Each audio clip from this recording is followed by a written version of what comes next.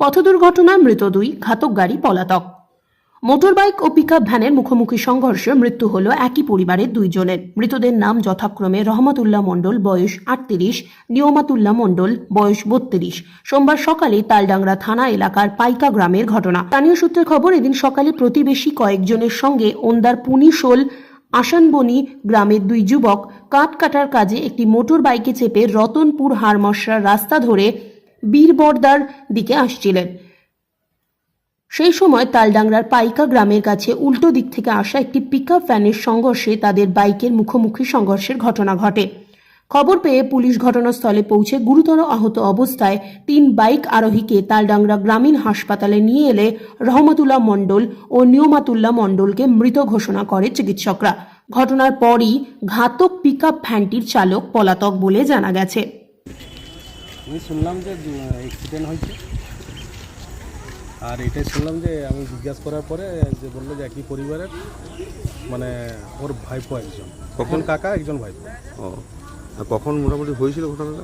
6:30টার সময় হয়েছে সকালবেলায় আজকে। ওটা কোথায় হয়েছিল?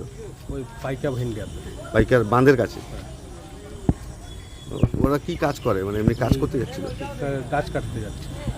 ও, গাছ কাটার কাজ করে আর কি, দিনমজুরি। কিসের সঙ্গে সংঘর্ষ হয়েছে এটাই জানা গেছে কিছু? ওটা বলছে ওই যে ব্রয়লার নিয়ে যাচ্ছিল মুরগি পিকআপ ভ্যানের সাথে। তো এখন তালডাংরা হাসপাতালে নিয়ে আসা হয়েছে। এখন তালডাংরা হাসপাতালে। আমার নাম? ঘটনা হয়েছিল, এরা কাজে যাচ্ছিল, করাতের কাজ করে, এরা গরিব মানুষ।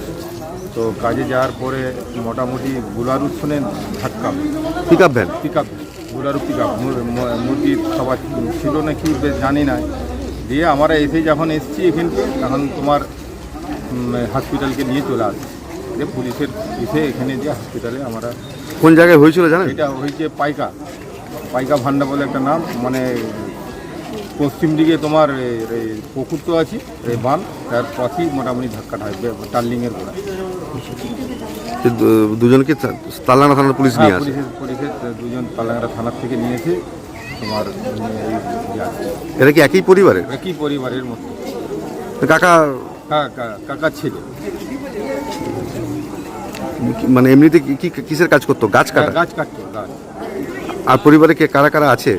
আর পরিবারের আছে, এর বাবা মা আছে, ইয়ারও বাবা মা আছে।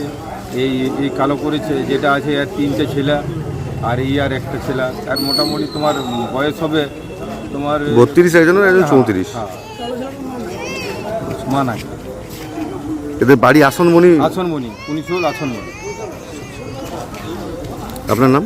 আমার নাম আব্দুল সাইদ। আপনি কি গ্রামবাসী না? আমি গ্রামবাসী। ঘটনা শুনলাম বলতে, ওরা সকালে ওই কাজ করার জন্য যাচ্ছিলো, গাছ কাটার কাজ করে ওরা। তাহলে মোটর সাইকেলে 3টা দল ছিল, তার মধ্যে এরা 2 জন মানে অ্যাক্সিডেন্ট হয়ে যায়, মানে একটা টার্নিংয়ে সরাসরি গাড়ির মুখোমুখি হয়ে যায়। তারপরে আমাদের পিছনে আরও 2টো দল ছিল, মোটর সাইকেল ছিল, তারা এসে এদিকে ব্যবস্থা করে আর কি। তো এই কোথায় যাচ্ছিল গাছ কাটার জন্য? ওই পাশাপাশি গ্রামে পাইকা ভেন্টার কাছাকাছি কোনো গ্রামে যাচ্ছিল আর কি। এই ঘটনাটা কোথায় ঘটেছে? ঘটনাটা আপনার ওই পাইকা ভেন্দা বলে গ্রামটা আছে, গ্রামটার ওইখানে পাইকা বলে গ্রামটা। তো তারপর কি পুলিশ এসে উদ্ধার করে নাকি? হ্যাঁ, পুলিশ নিয়ে এসে তারপরে হসপিটালে নিয়ে এলো। এখানে কি চিকিৎসকরা 2 জনকে মৃত বলছে নাকি? হ্যাঁ, মৃত বলেছে। আপনারা কি গ্রামেরই মানুষ? হ্যাঁ, গ্রামের, আমাদের পাড়াতেই, মানে নিজস্ব, মানে ভয়াত জায়গা। এই যে 2 জন মারা গেছেন, এনারা কি মানে একই পরিবারের? একই পরিবারের বলতে মানে কাকা ছেলে। আপনার নাম? আমার নাম আনোয়ার আলী মণ্ডল।